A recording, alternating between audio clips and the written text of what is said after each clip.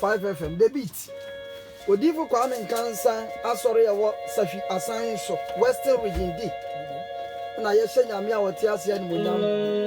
ya kanfo awrade a wote ase ebiso nyakopɔ twedi ampo waye bia maye ana friend na kunya me aye bi amaye totoro bonsu na me aye bi amaye na papa ne odifu be kwen Western Region D